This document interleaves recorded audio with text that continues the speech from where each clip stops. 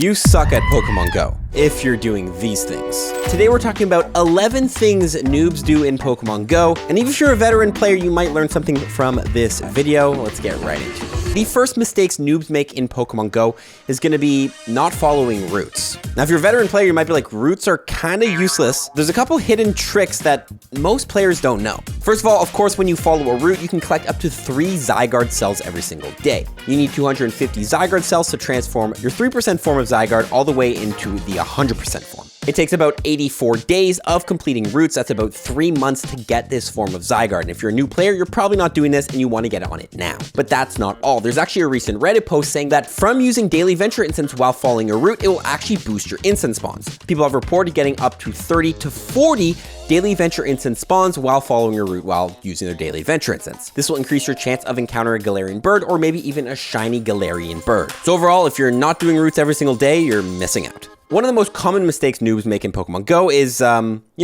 purifying their Pokemon. You've probably heard the saying, if you have a purified Mewtwo, don't talk to me.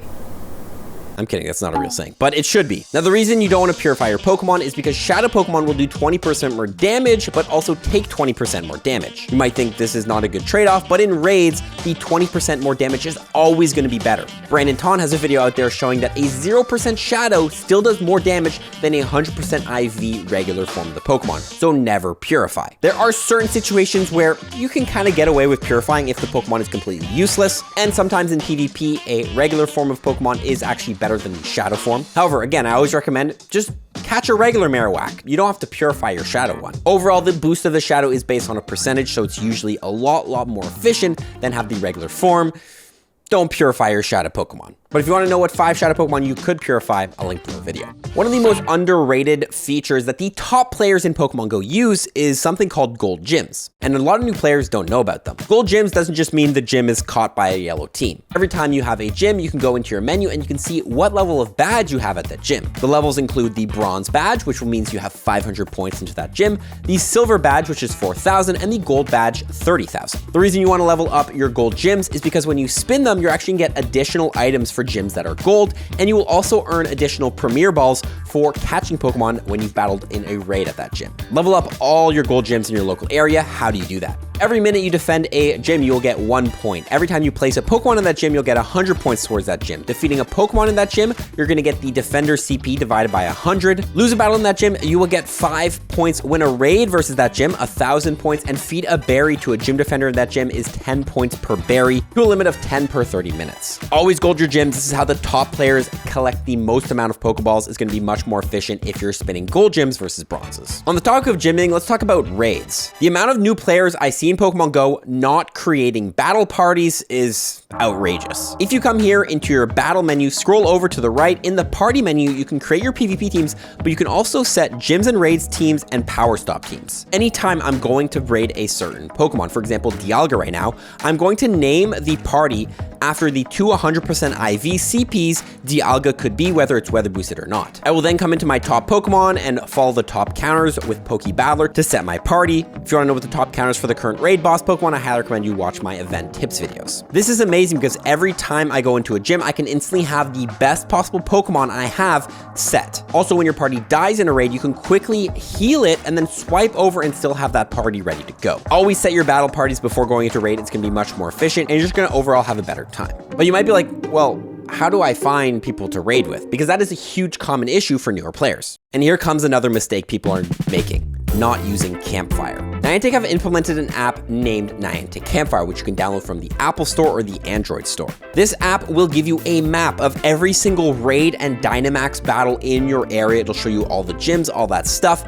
And the best part, it'll show you meetups. You can find these little meetups in your local area and you can go ahead and click on them and it'll tell you when that event meetup is and for what event. For example, a Gigantamax Kingler Raid Day meetup at Darcy McGee's here. And then here we have a February Community Day meetup. If you're interested in doing raids, playing spotlight hours with other people, download download Campfire. This is where you're gonna find the meetups. Also, if you come into your messages here, you can actually message people on your friends list. So if there's somebody that, is not opening a gift that you sent them, or, you wanna hit lucky friends, or you hit lucky friends with them and you wanna trade, you can interact with them through the Campfire app and message them directly there. On top of that, if you can find these hosted by a community ambassador meetup, when you go to these meetups and you check in, you will actually get exclusive timed research and exclusive bonuses like reduced egg hatch distance in a party. So overall, your experience is gonna be much better if you download Campfire and you join these meetups. You'll also maybe make some new friends, which is what Pokemon Go is really all about at the end of the day. But I hear it all the time, it's not about making friends. It's about being the most efficient. So if you want to be the most efficient, you need to optimize your field research stack. If you don't know, every time you don't catch a Pokemon from field research, it's going to get thrown into your field research stack, which is a stack of 100 Pokemon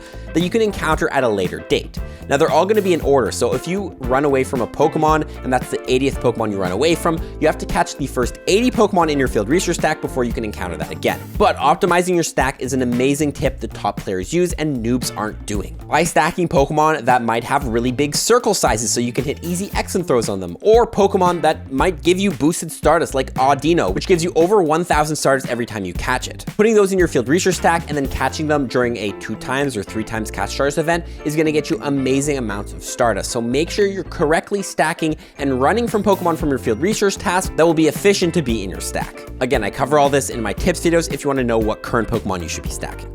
Also, as far as opening gifts go, noobs in Pokemon Go will always just go through and open gifts, but that's actually not that efficient. You see, there's this medal here, the Vivillon Collector medal, where you have to pin postcards from all around the world. So if you're a newer player, I don't recommend you just go through here and just open your gifts. Make sure you're pinning them and unpinning them every single time you receive a gift. This will allow you to work on your Vivillon medals without really having to do any extra work. It's just a simple thing you can go ahead and do to work on that medal before you end up clicking the open gift button. Now, one of the most underutilized features in Pokemon Go is AR scanning. And most noobs don't even know how it works. Well, if you don't know, AR scanning allows you to get an exclusive task where you can go ahead and use AR to scan a Pokestop. You might ask why you want to do this. Well, it can actually get you a lot of great premium items. You can collect things like Poffins, I've seen lures, incenses, I think I've seen lucky eggs as well from doing these AR scanning tasks. And you can only do 1 a day, so I highly recommend you make sure you do that scan. You can find these tasks at Pokestops/gyms in Pokemon Go, which have the AR mapping tag. Now, a lot of people are against this because you're technically doing a bit of work for Niantic because you're building their AR virtual world, whatever, I don't really know what they're doing, but it can give you some great rewards. Also, if you don't know,